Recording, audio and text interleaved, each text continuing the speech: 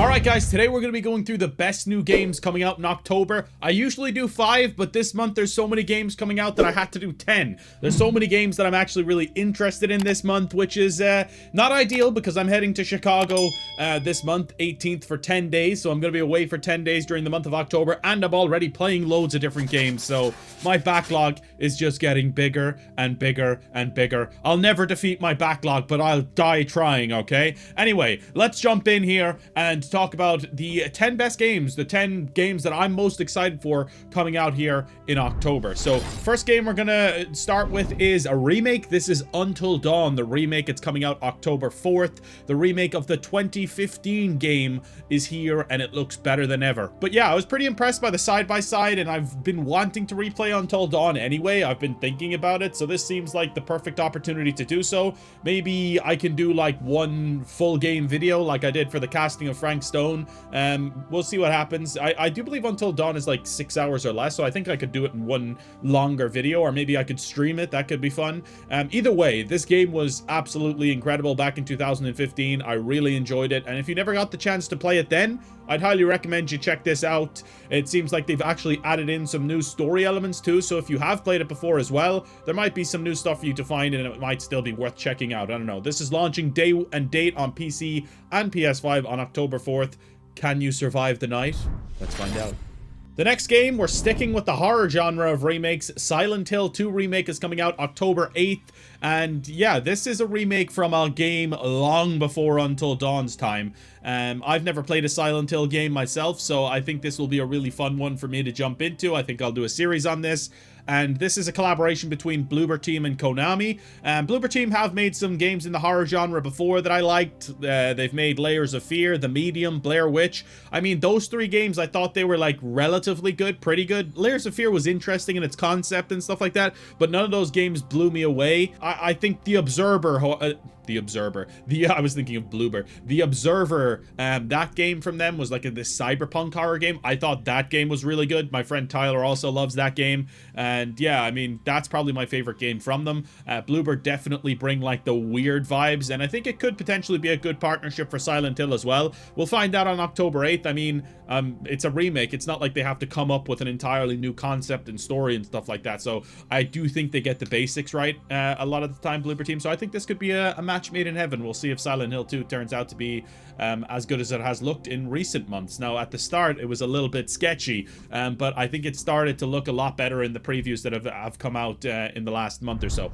Next up is Metaphor Refantazio. This game is coming out October 11th. There's actually a demo live right now on PlayStation and Xbox. I think PC as well. Yeah, this game comes out October 11th, but you can actually play the demo and your progress carries over to the full release as well. I've already played an hour and a half of it, and I really enjoyed what I played, actually. This is from the creators of Persona, one of the creators, I think a few of the creators of Persona, and it's very similar in nature to Persona as well, almost like laughably so. Like a lot of it is just very similar, but there's some differences as well. The combat is pretty much the same. It's really fun, actually, from what I played so far. There's an interesting story as well, and lots of different races and lore and character. Like, it's really rich with its lore, and you can tell, and there's a lot of reading that I've been doing with this lore, and I'm very excited about the world that they've built here. So yeah, I think this is going to be a great game. I really am already invested after the hour and a half I've played so far. These games are usually pretty long, take a big investment. I'm actually playing Persona 3 Reload at the moment, so I do want to get Persona 3 Reload done, and I think actually the perfect thing for me to do will be, like, I'll complete Persona 3 Reload over the next month or so while I'm on my trip in Chicago. I still might play Metaphor Refantazio here and there, but it's just going to be a big ass to play Metaphor Refantazio, Persona 3 Reload, and then have a load of other games coming out as well, because those are already 2 huge undertakings. But yeah, Metaphor Refantazio coming out October 11th. You can try it for free with the demo, so I highly recommend you do that. See if you vibe with it, see if you like it. Next up, we have New World Aeternum. This is coming out October 15th. It's basically like a relaunch of New World. It's weird with its marketing, though. So this is like the same game with a few updates here and there, but now it's releasing on PS5 and Xbox Series X as well as PC. They're branding it now more as like an open world co-op action RPG rather than an MMO, which I found strange because I do think it is still going to be an MMO. Like, it's not like they're changing the concept of the game or anything. it just seems like they're marketing it differently. So it's a bit of a weird one, but the fact that this game is coming to consoles is really interesting. Consoles generally don't get like big great MMOs, and New World I think have done a lot to update their game and make it better. So New World Aeternum is coming to consoles. If you're interested in that, I might check out the game on PS5 just to see what it's like. I played 25 to 30 hours of New World roughly when it first dropped with my friend Mihal. We play World of Warcraft together, so we checked out New World, and yeah, we played a decent amount of it, but it didn't like hook us fully. So yeah, I mean, we'll see if this if it has been updated a lot since. We'll see if this new version of it is worth checking out, is worth sticking with. All right, next up is kind of like a smaller indie title. It's called Neva or Neva, I think. I'm not exactly sure how to pronounce it. This game's coming out October 15th. The same day as New World Aeternum, actually. This looks like one of those cool indie games that's just gonna punch me right in the gut with its emotions. So, yeah, Neva chronicles the story of Alba, a young woman bound to a curious wolf cub following a traumatic encounter with dark forces. And I think in the trailer they basically show you that the mother wolf or whatever has been taken by the land, has been like killed, and you are left with the wolf cub or whatever. So together you will embark on a perilous journey through a once beautiful world as it slowly decays around you. So you'll actually learn and grow together while the wolf pup becomes an adult too.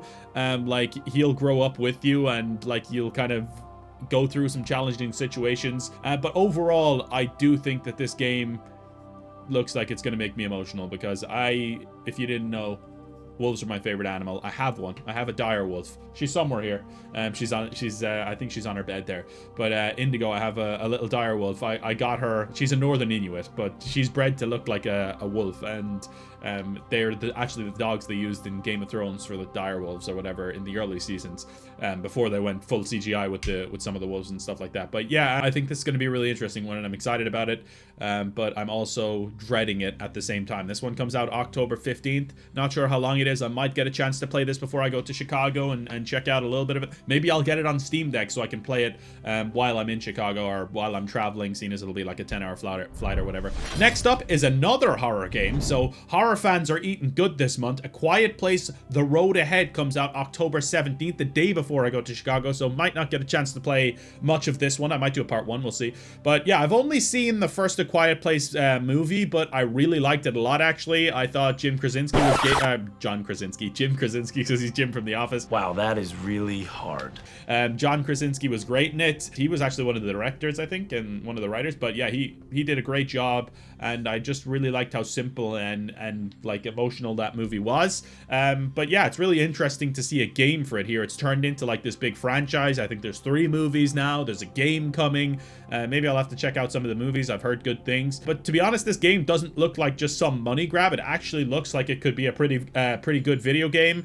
It's a single-player horror adventure game inspired by the movies, of course. And in this game, you will be a unique survivor. You won't be playing as any of the characters from the movies. It'll be a unique story after an invasion of the deadly creatures. Now, in this exclusive spin-off, experience the journey of a young woman who must endure a treacherous apocalypse in the midst of interpersonal family conflicts, all while coming to terms with her own inner fears.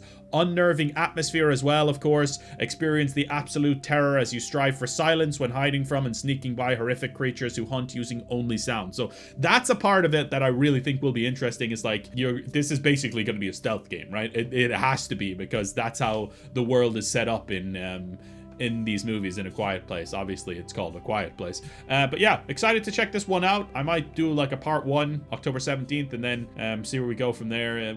I'll play it again when we get back from Chicago if I like it. We'll see. Anyway, another game that's coming out the day I leave for Chicago is Unknown 9 Awakening. Now, this is a game that's flying under the radar. I don't think a lot of people know about it, and I didn't really know anything about it, but it caught my eye because of the lead actress of the game being Yennefer from The Witcher TV show.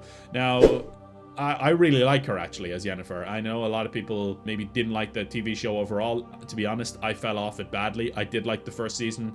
and I didn't mind the second season, but it went rapidly downhill, and now Henry Cavill's leaving, so it's not even worth watching at all. But I do love Yennefer in the games, and I really liked, I think her name is Anya Shilatra. I really liked her as Yennefer in the show as well. So in this game, you are Haruna, a K-Star born with the ability to venture into a mysterious dimension that overlaps our own, known as the Fold. So on her quest for powerful hidden knowledge, Haruna will learn to master her unique connection to the Fold, which allows her to channel its power into our world. But such power does not go unnoticed, and Haruna quickly becomes the target of a splinter faction calling themselves the Ascendants, who want to use the Fold to alter the course of human history. Now, in this game, it looks like you'll be using the Fold to attack enemies, and you kind of get like really cool abilities from it.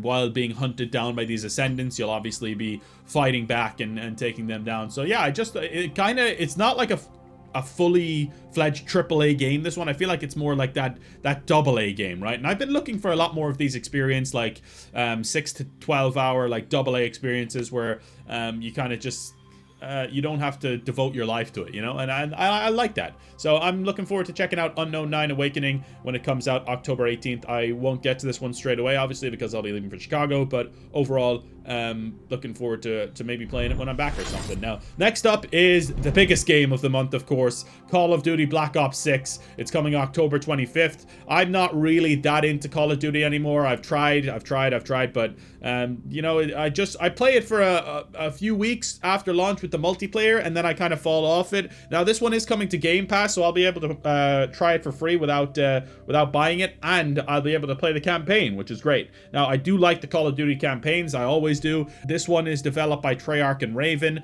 Black Ops 6 campaign is a spy action thriller set in the early 90s, a period of transition and upheaval in global politics, characterized by the end of the Cold War and the rise of the United States as a single superpower. With a mind-bending narrative and unbound by the rules of engagement, this is signature Black Ops. The Black Ops 6 campaign provides dynamic moment-to-moment gameplay, and that includes a variety of play spaces with blockbuster set pieces and action-packed moments, high-stake heists, and cloak and dagger spy activity. So that's kind of just like a brief synopsis of the campaign. You know what? That sounds cool to me. All of the campaigns they pretty much end up being the same thing, like really cool set pieces, cool story from a different part of history. So yeah, this one sounds pretty interesting, like with the 90s spy thriller thing. I think that sounds kind of cool and interesting. So I'll definitely be checking out Black Ops 6 campaign. I might delve into the multiplayer a little bit if my friends are going to be playing it as well. It will be on Game Pass, so it's probably worth a go at least, you know. And then towards the end of the month, October 29th, Life is Strange Double Exposure is coming out. Now,